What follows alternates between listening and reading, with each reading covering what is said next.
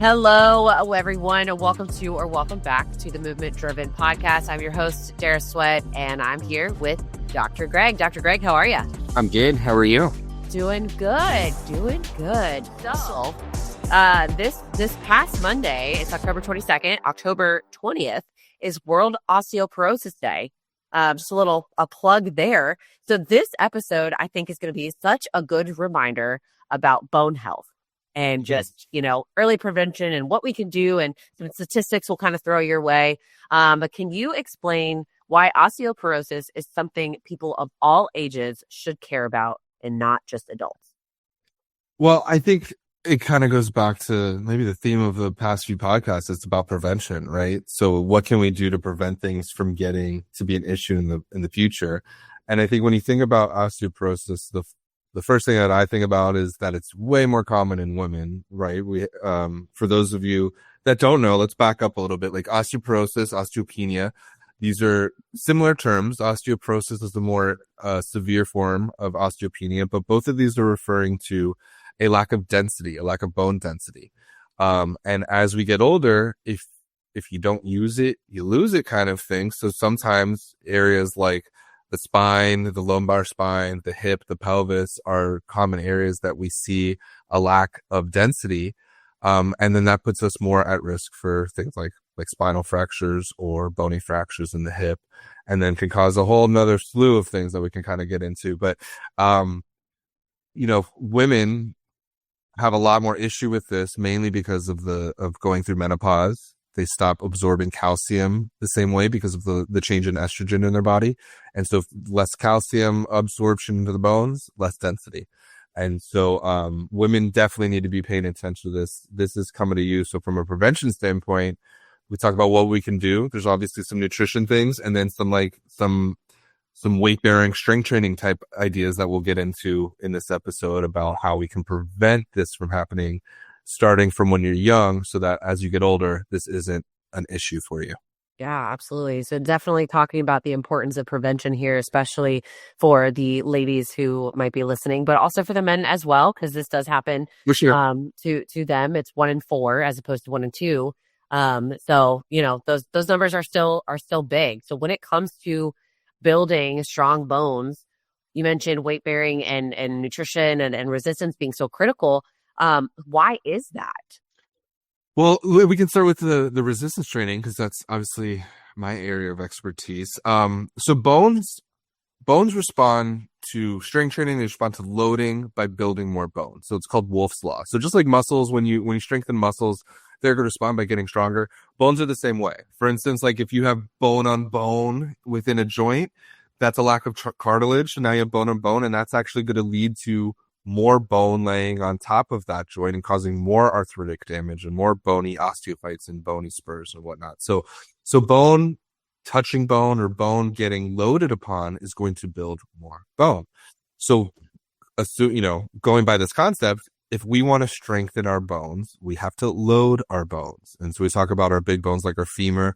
That's a really long, big bone in our thigh. And we have to load that substantially and really get to be able to affect or get the effect that we are desiring when it comes to preventing actual osteoporosis. Like, it can't just be some body weight squats. It has to be, hey, let me do a single leg squat with some load and let me push some weight around, even though I'm 65 and I haven't done it before, because I have some osteoporosis. Now, obviously, if you're already diagnosed, that's a whole nother conversation of how to treat it. Once we have to do that we have to do that the right way. But if you don't have anything going on yet and you're worried about it, like, start lifting some weights. You need to go above and beyond probably your comfort level to really do things the right way in terms of prevention of osteoporosis.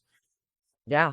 So when somebody who's maybe never really been around a gym with weightlifting or things like that, and they don't really know where to start, and it seems really overwhelming, what are some tips that you can kind of provide for them? Or, obviously that we want them to come and talk to you and maybe have an assessment and everything like that. But, for the person who's listening, who's just trying to maybe get off the couch and start moving a little bit, so they take more initiative, what would you suggest that they do? I mean, I do think finding a professional, even if it's a solid personal trainer in your area, is a good starting point. Just to make sure you're doing foundational movements the right way. You're squatting the right way, you're lunging the right way, form is in check, you're not risking injury of other things. And then that person, obviously a PT might be more suited to this, can progress you the right way, especially if you are diagnosed with something like osteoporosis, or maybe you just hey, we have signs we have osteopenia. We're not full-fledged diagnosis of osteoporosis in terms of we're not that porous in our bones yet, but we're starting to see the signs. Now is when you really have to start implementing it. We're already, behind the eight ball a little bit. We have to start now. And so I think a professional in that sense is probably warranted and necessary. But if you're not willing to do that, then it's just a matter of slowly learning how to load weight the right way, learning the right form of things like squats and lunges so that you can really build up the middle part of that body, which is the pelvis area, the top of the femur, the hip joint, the lumbar spine. That's really the area that we see the most issue. We see wrist fractures because of osteopenia and osteoporosis too with falls, but that's mostly because you're falling onto an outstretched arm and you're going to fracture a wrist. And so I don't know how much time you're going to spend doing push-ups that's actually going to prevent something like that. So I think where you spend your time is loading it with squats, loading it with lunges, and learning the right form and doing it the right way. Yeah, absolutely. And I think, we kind of talked off recording for this too about like some nutrition aspects that go into play. Obviously, nutrition is going to be the foundation for everything. But some nutrition specifics to either start paying attention to now, or, just as a reminder, these are the things that are good for you to pay attention to. What do you recommend that folks make sure that they have in their diet to kind of prevent this from happening as they age? Yeah, I mean, first I'll say, like, I'm not a nutritionist or a dietitian, and so this is out of my scope. So I'm just going to talk about things from the standpoint of these are things that I've heard, but fact check me and always see a professional if you're really looking to get some advice. Do your own research. But from what I know, like, obviously we have to increase calcium. Bones respond by calcium. And we're not especially like in the female sense after menopause, you're not getting enough calcium because of the way that estrogen or lack thereof is blocking the pathway. So you're not absorbing it to the same level. So you're going to need supplementation to get as much percentage of what you are putting in your body to be absorbed by your bones. So you need to increase calcium from what I understand. And I've also heard things like, more frequent calcium throughout the day, like spread it out. Your body's able to absorb that rather than just taking a big supplement once a day. Like you need to have it in your diet, not just supplementation via pill or via, some sort of fancy drink that we drink one time a day.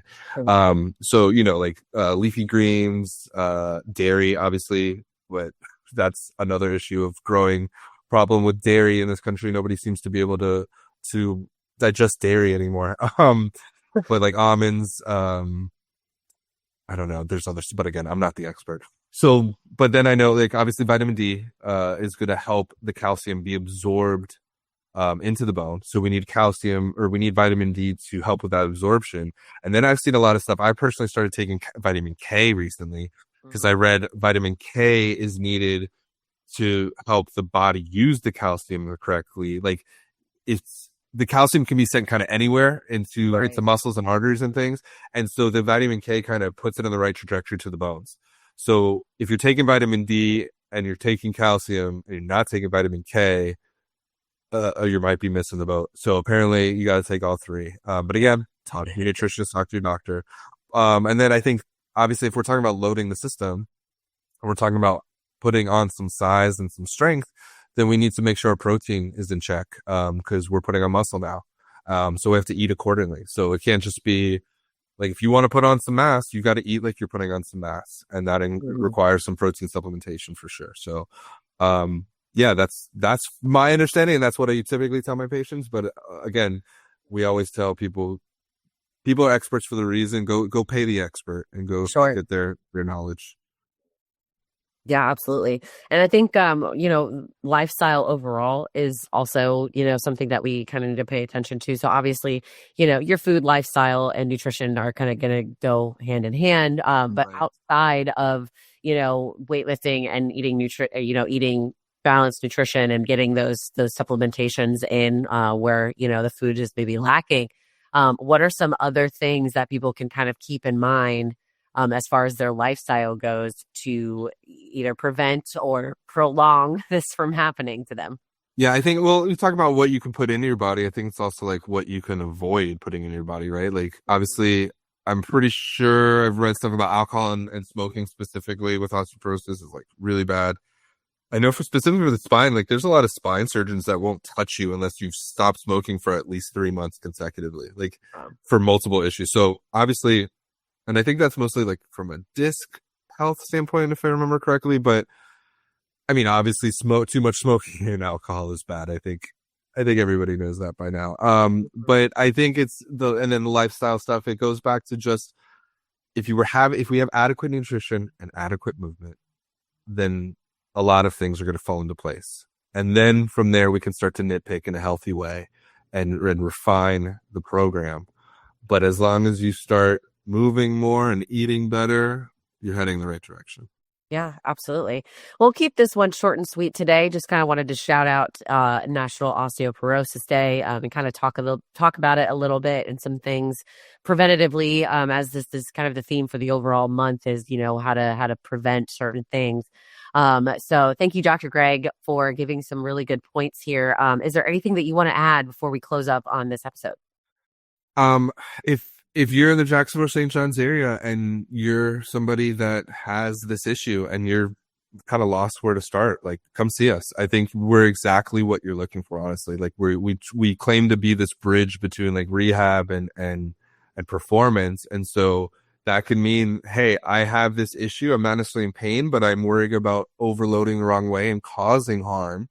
I don't know where to start and I need somebody I trust. I think we can be that perfect person for somebody. Yeah, absolutely. You can do that by visiting us online at movementdriven.com. And you can either fill out that discovery call, book right with Dr. Greg, so you could talk to him about what you've got going on and how he can help you, get you on the schedule, or you can always call that number on the website and we'll get you set up with an appointment. So thank you so much, Dr. Greg. I appreciate you being here today and kind of giving us a little bit more insight to osteoporosis. And then we'll see you guys next week. Have a good one, guys. Thanks for tuning in to the Movement Driven podcast with Dr. Greg Goldberger. Want to see how we're helping people in Jacksonville bridge the gap between pain and performance? Head on over to movementdriven.com. Until next time, keep moving, stay driven.